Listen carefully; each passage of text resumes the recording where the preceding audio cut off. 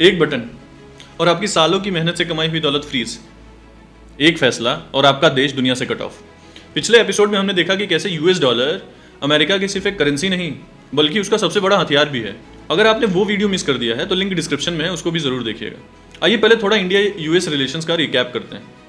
1947 के बाद India US रिश्ते एक बॉलीवुड मूवी की स्क्रिप्ट की तरह हैं, ड्रामा, ट्विस्ट और एक्शन से भरपूर।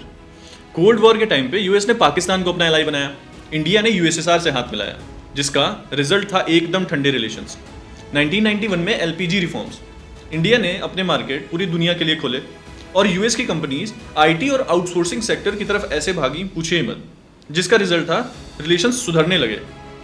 2005 में सिविल न्यूक्लियर डील होती है और ये एक टर्निंग पॉइंट होता है जहां यूएस ने एक्सेप्ट किया कि इंडिया एक रिस्पॉन्सिबल न्यूक्लियर पावर है। और आज देखिए 2022 और 2023 में इंडिया और यूएस का ट्रेड 191 बिलियन डॉलर तक पहुंचा, जिसमें इंडिया के एक्सपोर्ट 78 बिलियन थे और इंपोर्ट 131 बिलियन।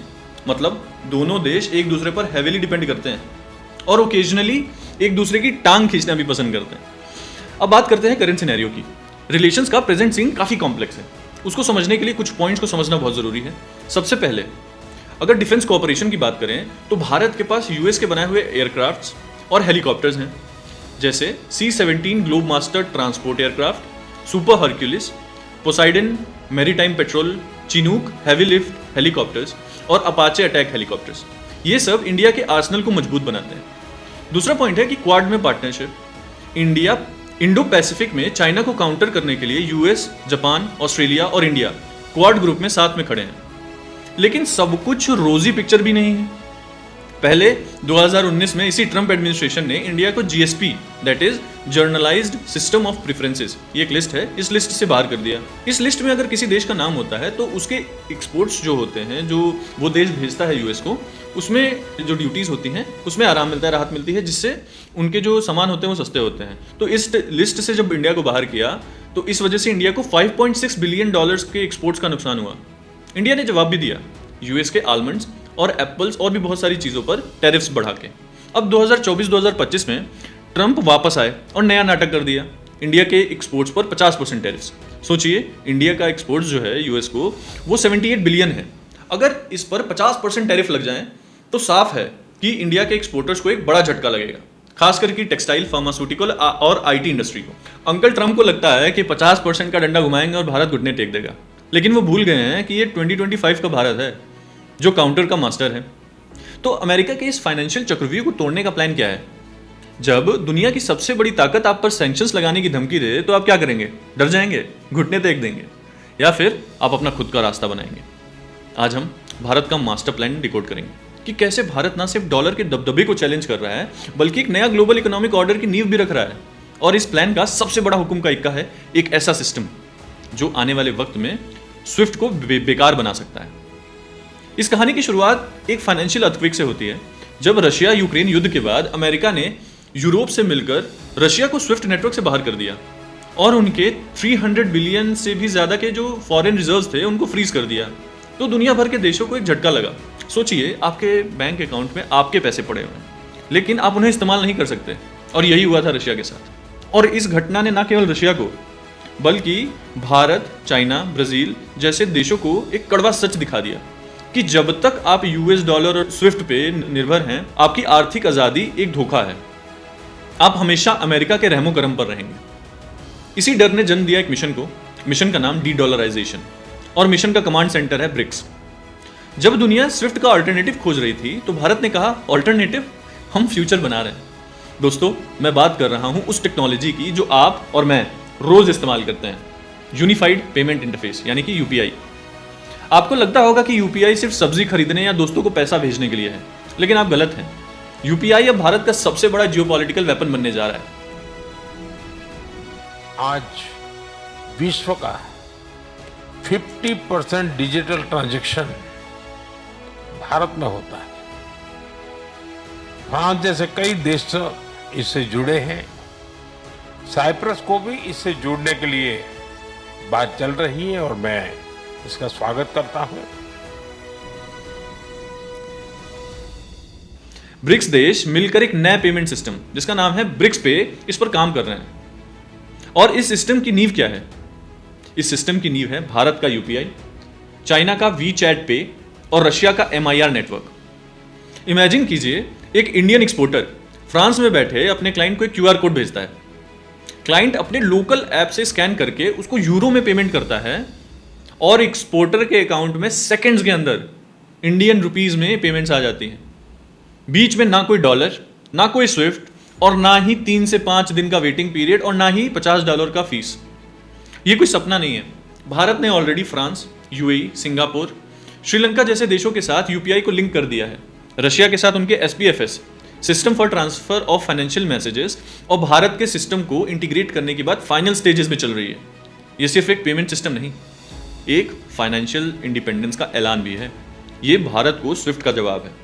लेकिन सिर्फ एक पेमेंट सिस्टम बनाने से भी काम नहीं चलेगा, क्योंकि अगर आप चाहते हैं कि दुनिया आपकी करेंसी में ट्रेड करे तो उसके लिए आपको उनको कुछ बेचना भी पड़ेगा।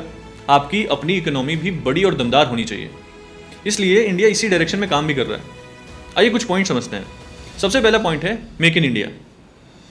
चाइना पर बढ़ता ग्लोबल ट्रस्ट को देखते हुए, उसका फायदा उठाते हुए भारत अपने आप को दुनिया की अगली फैक्ट्री के रूप में पोजीशन कर रहा है। बड़ी बड़ी कंपनीज अब भारत में अपनी मैन्युफैक्चरिंग यूनिट्स लगा रही हैं। सरकार की PLI, production linked incentive scheme इसमें एक गेम चेंजर साबित हो रही है। टारगेट सिर्फ मेड इन इंडिया नहीं है, टारगेट है made in India for the whole world.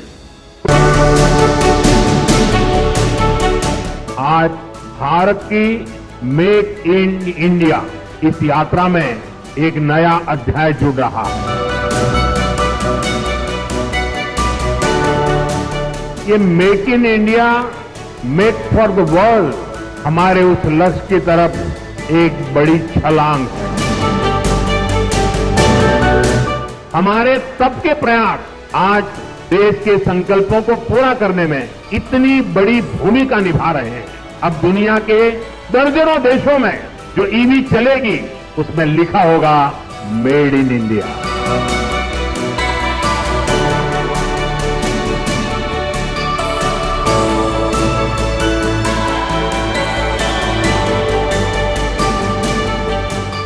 मुझे भरोसा है हमारे आज के प्रयास 2047 के विकसित भारत की इमारत को नई बुलंदी तक लेकर जाएंगे और मुझे भरोसा है कि जापान इस लक्ष्य की प्राप्ति में हमारा भरोसामंद पार्टनर बनकर साथ चलता रहेगा। हमारी दोस्ती अटूट रहेगी।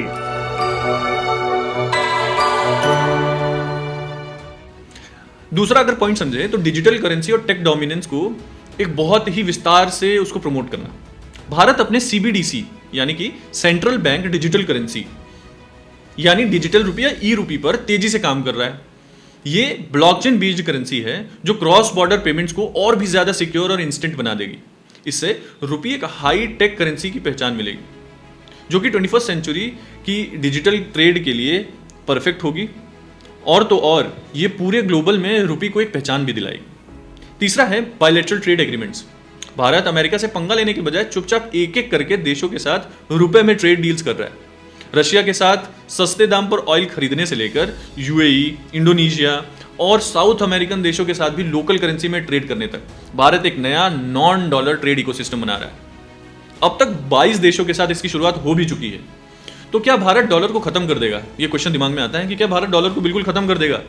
तो जवाब है नहीं, और शायद भारत ऐसा करना भी नहीं चाहता। भारत की स्ट्रेटेजी किसी को खत्म करना नहीं, बल्कि उन पर से अपनी निर्भरता को खत्म करना है। ये कैलकुलेटेड रिस्क है। भारत ब्रिक्स के साथ मिलकर अमेरिका के सामने एक ऑल्टरनेटिव खड़ा कर रहा है, ताकि अमेरिका कभी अपनी मनमानी ना कर सके। ये एक नए युग की शुरुआत है, एक मल्टीपोलर वर्ल्ड, जहां किसी एक देश की नहीं बल्कि कई देशों की चलेगी, जहां ट्रेड और फाइनेंस और भी ज्यादा इंडिपेंडेंट और भी ज्यादा फेयर होगा। ये एक शतरंज की बाजी की तरह है। इस शतरंज की बाजी में भारत ने अपना वजीर आगे बढ़ा दिया है। खेल अभी लंबा चलेगा, लेकिन एक बात बहुत ही साफ है, बहुत ही क्लियर है कि इस नए आर्थिक मंच पर भारत सिर्फ एक दर्शक के रूप में नहीं है, बल्कि एक मास्टर प्लेयर भी है। आपको क्या लगता है कि इस फाइनेंशियल वर्ल्ड कप में जीत किसकी होगी? नीचे कमेंट्स में अपना ओपिनियन जरूर शेयर करें। इस वीडियो में इतना ही। मिलते हैं अगली वीडियो में अगले टॉपिक के साथ। आपको अगर किसी टॉपिक पर डिटेल एनालिसिस चाहिए तो feel free to write that in comments as well. तब तक के लिए love all, feed all and serve all. Radhe Radhe.